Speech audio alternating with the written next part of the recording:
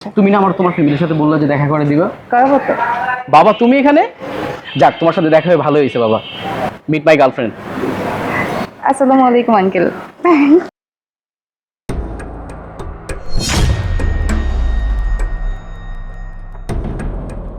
মেয়েটা তো খুব ভালো রে, ওকে একদিন বাসায় নিয়ে আসিস।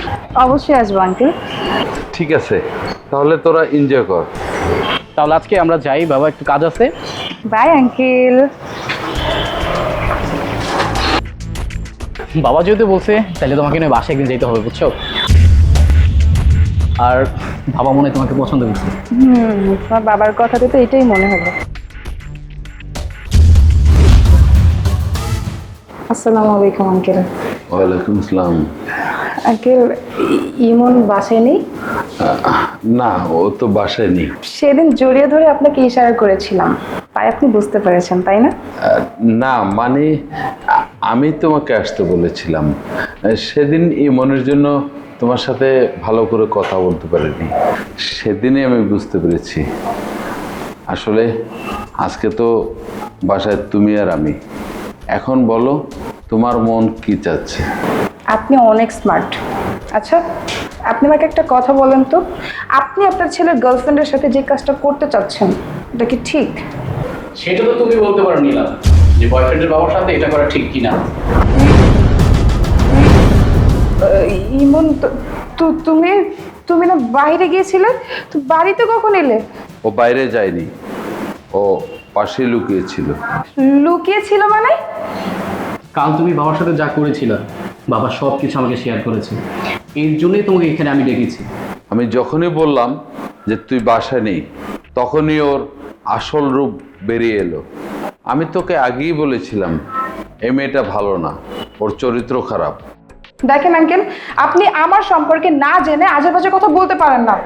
আর আমি একটু টেস্ট করছিলাম আপনাকে দেখার জন্য, আপনি আমাকে টেস্ট করেছেন। তাছাড়া আমি আর কি করতাম বলেন? এটা তো আমার নাটক ছিল।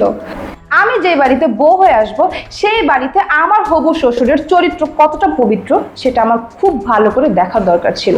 আর তাছাড়া আপনি আমার দিকে কুনজর দিবেন কিনা সেটাও আমার জানা দরকার ছিল। তো আমি ছোট্ট পরীক্ষাটা নিয়েছি। ধরা খাওয়ার পর অভিনয় কিভাবে করতে হয় তুই ভালো করে জানিস। যা আমার বাসা থেকে এখন বের হ, ফার্দার আমার বাসা থেকে আর আসবি না, বের হ। ইমন, বিশ্বাস করো আমার এই সব কিছু নাটক ছিল ইমন। বিশ্বাস? তোদের মতো মেয়েদেরকে আমার ভালো করে চেনা আছে।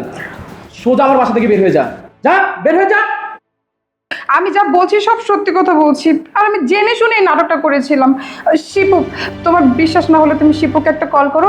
শিপু আমাকে শিখিয়ে দিয়েছিল যাতে আমি এই বাড়িতে বউ হওয়ার আগে আমি আমার হবু শ্বশুরের চরিত্রটা পরীক্ষা করে নিই। আর আমি ওদের শেখানোর মতো এই কাজগুলো করেছি। তোমাকে একটা কল করো না। ইমন, তুমি বিশ্বাস করো আমি এতক্ষণ যা করেছি সব নাটক ছিল। আমি সত্যি সত্যি এরকম কোনো কাজ করিনি। আর এমনটা আমি করতামই না কেন বলো? তুমি তো দেখছো আজকাল ঘরে ঘরে কোনো বউই না সেফ না। শ্বশুররা সবসময় বউদের দিকে কুনজর দেয়। তাই শিপু আমাকে শিখিয়ে দিয়েছিল যাতে আমি এই বাড়িতে বউ হয়ে আসার আগে আমি আমার শ্বশুরের চরিত্রটা পরীক্ষা করে নিই। আর ওর শেখানো মতোই আমি সব কিছু করেছি। তোমার যদি বিশ্বাস না হয় তুমি প্লিজ শিপুকে একটা কল করো, তাহলেই তো সব কিছু ক্লিয়ার হয়ে যায়। তুমি কি সত্যি বলছো? হ্যাঁ, আমি সত্যি বলছি, তুমি এক্ষুনি কল করো না। ঠিক আছে, কল করা লাগবে না, আমি তোকে বিশ্বাস করি।